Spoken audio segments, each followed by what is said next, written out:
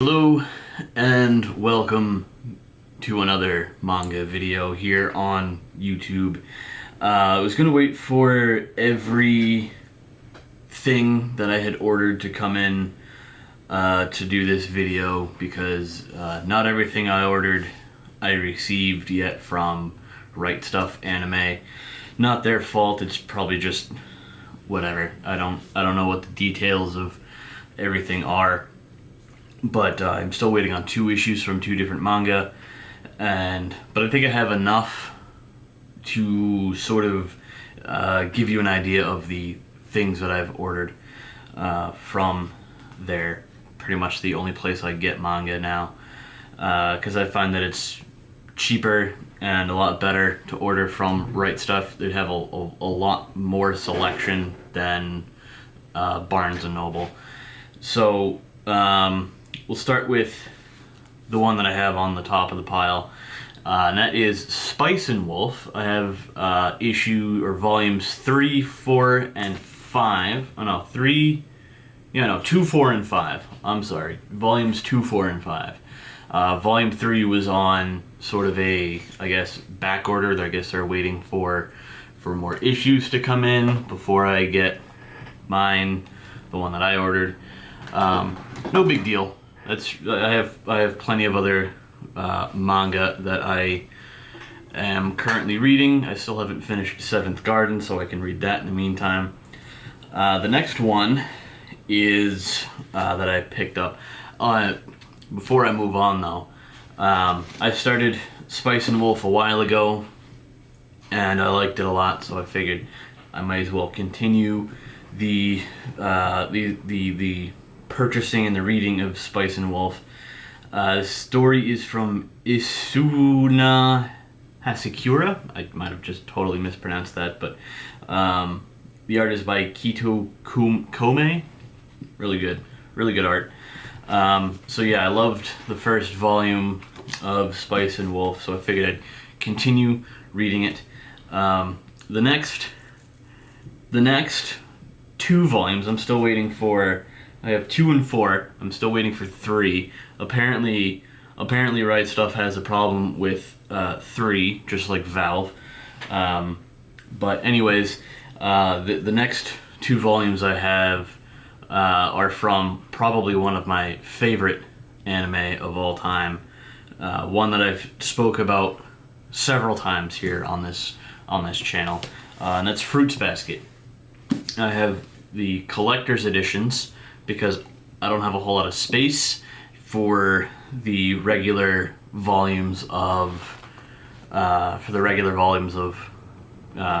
every single anime or manga that I want to read.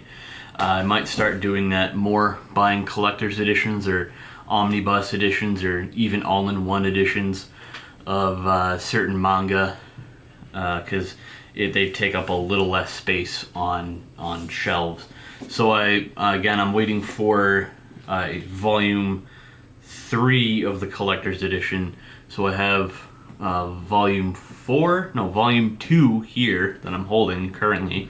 I wish I knew numbers. And then also volume 4 right here. I don't know how many volumes each of these collector's editions hold. I'm assuming that one of these is equivalent to 2 or 3 of the regular manga like this, because I know that's how some omnibus, they have 3-in-1s or 2 3-in-1s, I think. I'm not entirely sure, but I think that's how these collector's editions / omnibus usually work, is they combine 2 or 3, this looks like 3 different standard volumes into one big volume, just for collectors and people who want to have slightly more space on their shelves. The next, I have volume 2 and 3 of, and it's a series I got into, a series I found very interesting. It is by Sun Takeda, and it is Klepner. The series is Klepner. 2 and 3 for this.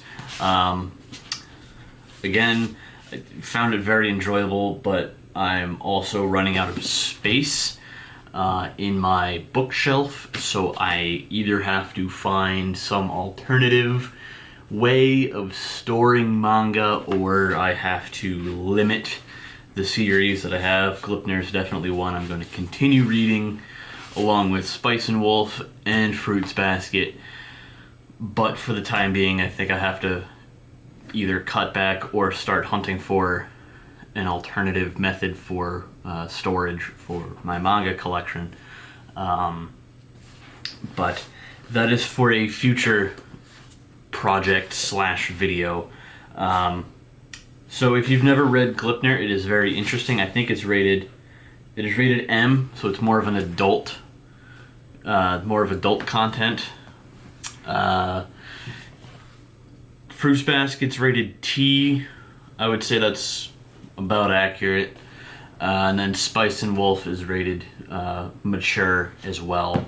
So I don't know if you're someone who likes to read more of the teen side, who likes to stay more on like the sort of like PG, family friendly kind of teen-esque side, young adult side of the spectrum, or if you sort of like more of the adult style content.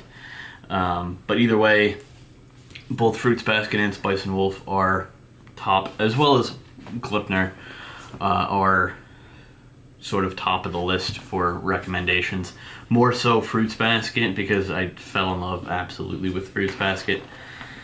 And the final thing that I picked up is not really a manga, but it is anime related, so I feel like it fit perfectly in this sort of... I really have nowhere else to kind of put this. It is a book called Turning Point, 1997 to 2008, and it is by the legendary god of anime himself, Hayao Miyazaki.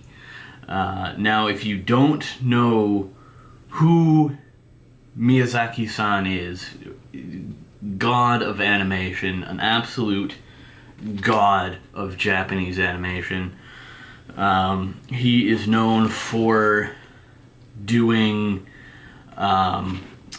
Princess Mononoke, basically anything that Studio Ghibli kind of did, Miyazaki had a hand in, I think.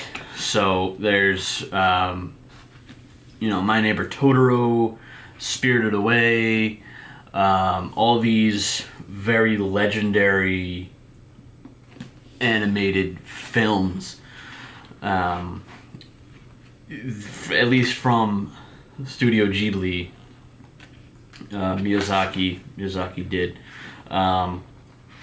And it's very hard to mention or bring up Japanese animated movies without bringing up one of Miyazaki's creations.